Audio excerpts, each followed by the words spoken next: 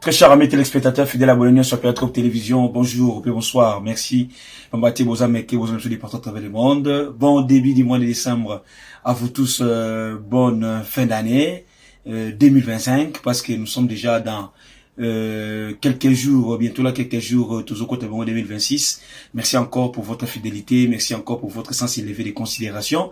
Nous sommes là ensemble pour discuter, pour analyser, pour critiquer les questions phares des actualités, soit des questions politiques de la République démocratique du Congo. Très chers amis téléspectateurs, comme on vous demande toujours, pour nous soutenir, pour nous aider, abonnez-vous massivement. Likez, partagez, commentez nos vidéos, ça nous fait énormément plaisir. Rencontre cette semaine ici entre le président Tshisekedi et le président Kagame au niveau, il y a Maison Blanche chez Donald Trump. Les deux présidents vont se voir, vont se rencontrer pour signer l'accord de paix.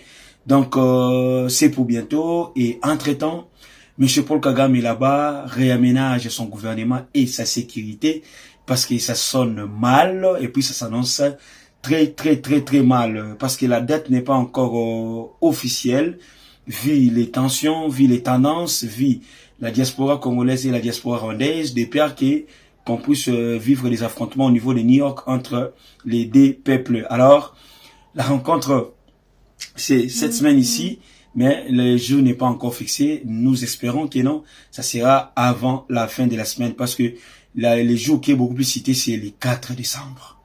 Or, aujourd'hui, nous sommes les 2. Donc, demain, c'est mercredi les 3, jeudi les 4. Mais je crois bien que cet accord va intervenir avant la fin de cette semaine. Congolais belé ba lango, la force diplomatique, je vais même dire la diplomatie agissante du président de la République, où to critiquera toujours, voyage les Kébélé, aujourd'hui, comment on a comment est-ce que il veut la paix, il veut faire la paix avec son homologue rwandais pour que Kimia et Kotabon na katia partie est, iskowapi, la ville de Goma, la ville de Bukavu, et entre les mains des AFC M23, soutenus, parrainés par le président Kagame et les Rwanda.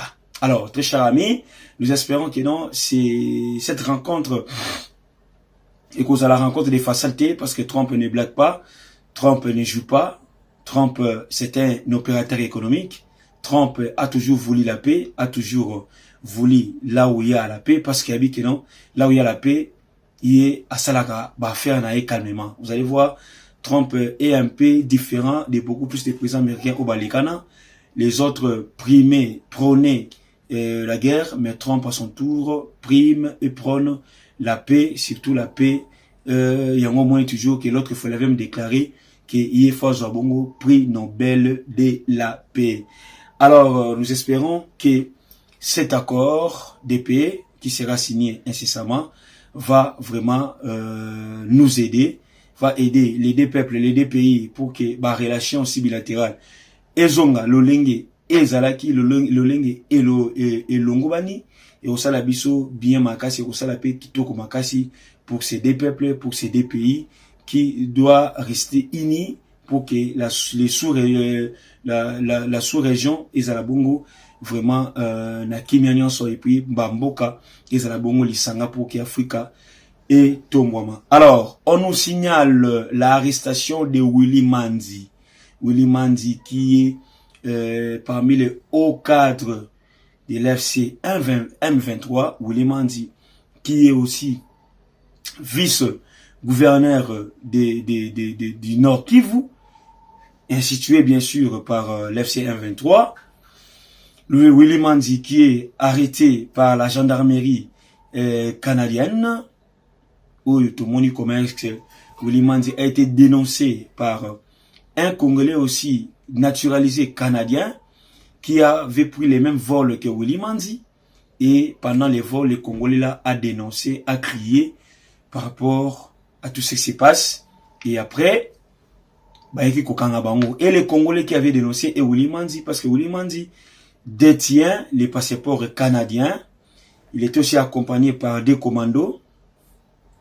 Alors, la police kanagi bango l'interrogatoire bayoki bango et après les Congolais qui avaient dénoncé, il était relâché et Willy Manzi il était resté Nakati ya Boloko jusqu'à la zone Nakati ya Boloko bazo landela dossier nae.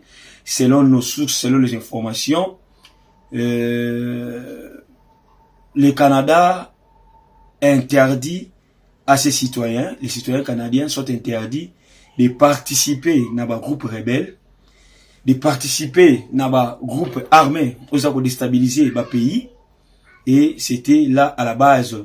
Et là aussi, nous tenons à encourager ces dignes fils du pays, ces Congolais, qui avaient pris le courage de dénoncer à haute voix, de crier à l'avion, de s'aimer la terreur pour que les lots Willy Manzi à Kangama, à niveau, il y a aéroport, il y a international, il y a Canada.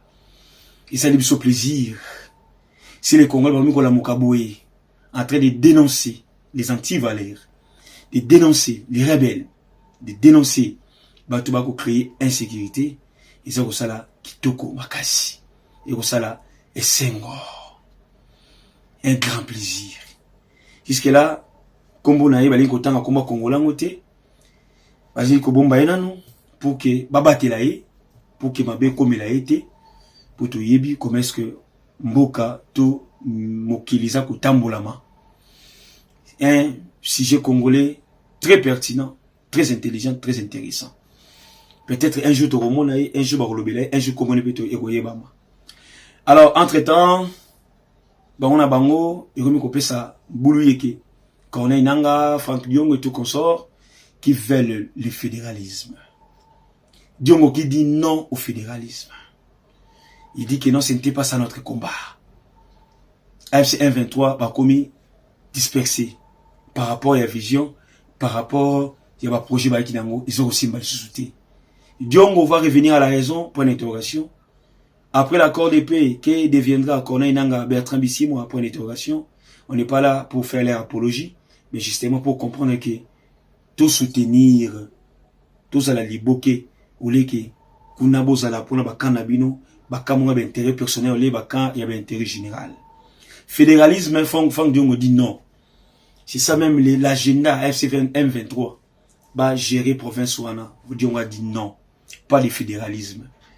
On va voir la suite. Restez branchés sur votre chaîne d'actualité politique et votre télévision. Tout le monde, bye. À la prochaine.